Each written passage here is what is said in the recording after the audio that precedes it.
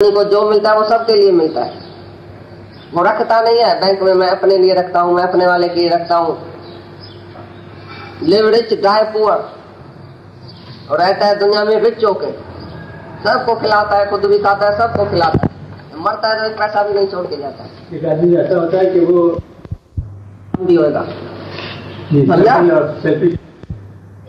अन्न को खाने वाले श्रेष्ठ पुरुष सब पापों से छूटते, और जो पापी लोग अपने शरीर पोषण के लिए ही पकाते हैं वे तो पाप को ही खाते हैं।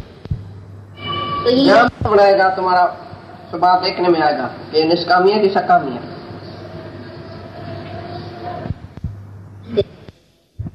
अन्न तुमने सारे दिन में कोई यज्ञ किया?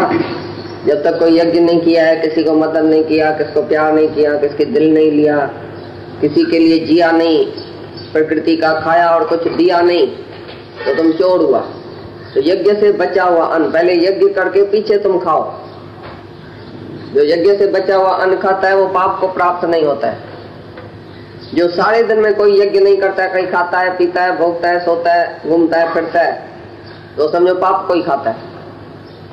और यज्ञ से बचा हुआ अन्न जो खाता है, माना तुमने पहले यज्ञ किया, किसी न किसी के लिए तुम जिया, किसी न किसी को तुमने प्यार किया, किसको खाना खिलाया, किसकी मदद किया, किसको प्यार किया, कुछ भी किसको दिया, देख के और पीछे तुमने आज खाया, तो ये तुमने समझो तो ठीक किया, माना सच को खाया, नहीं तो तुमने पाप को खाया।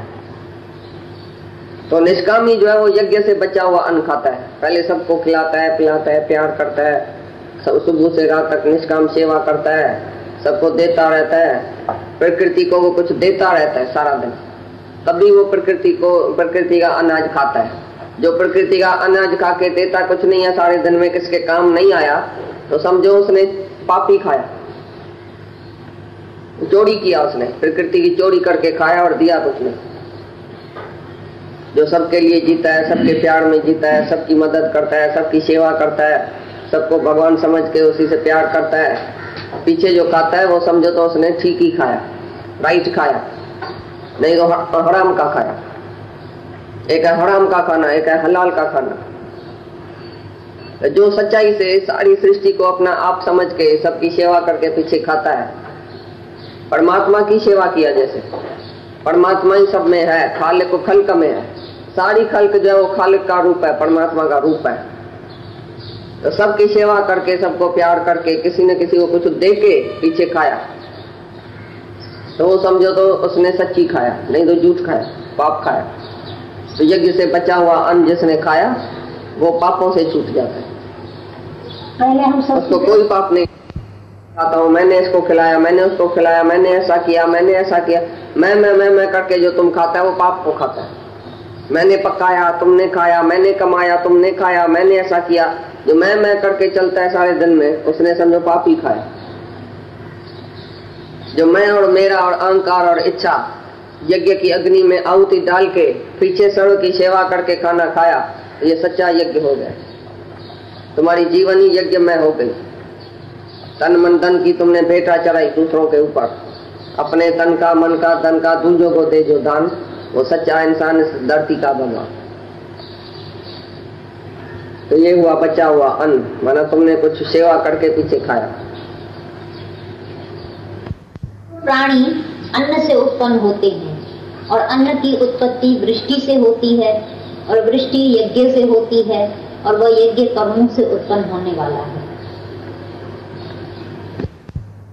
तुम बोलते हैं मैंने पैदा किया है। तुम अगर अनाज नहीं खाते थे, उससे वीर्य उत्पन्न नहीं होता था, उससे ताकत नहीं होती थी, तो तुम कैसे बच्चा पैदा करते?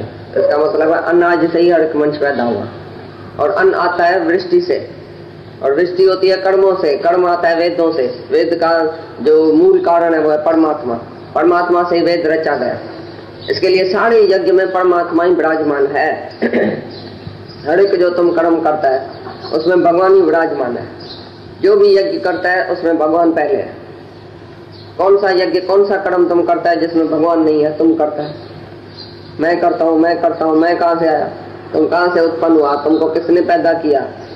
एक ही मूल कारण परमात्मा है जिससे सारी सृष्टि पैदा हुई है। तो कैसे पैदा हुई वो बताया, भाई अनाज से कैसे शरीर पैदा हुआ है। तो आदमी तो बोलता है मैंने शरीर पैदा किया, मैंने बच्चे को पैदा किया, ये अहंकार है। ये अनाज से पैदा हुआ ये शरीर मूल कारण परमात्मा ही हर एक यज्ञ में, हर एक कर्म में तुम्हारे अभी शामिल है ही परमात्मा। आदि यज्ञ माना विष्णु।